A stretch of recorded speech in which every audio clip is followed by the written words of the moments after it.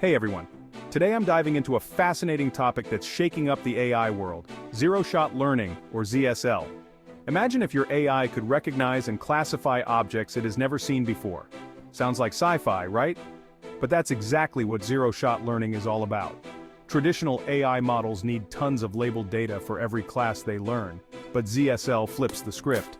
Instead of requiring labeled data for each object, ZSL uses prior knowledge, like semantic information or relationships between categories, to make predictions about new unseen classes.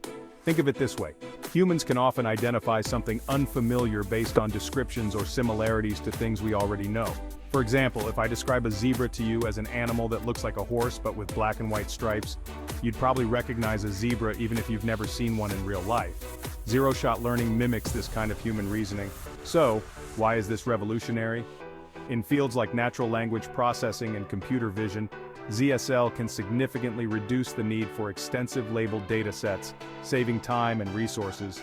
It also opens up new possibilities for AI applications, allowing models to adapt and generalize in ways that were previously thought impossible.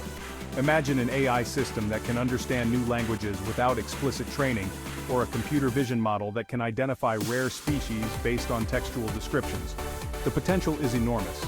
So there you have it. Zero-shot learning is not just a buzzword, it's a game changer in the AI landscape. It brings us one step closer to more intelligent, adaptable, and resource-efficient AI systems. Thanks for tuning in, and don't forget to hit that like button if you found this interesting. See you in the next one. Simple_AI watermark text.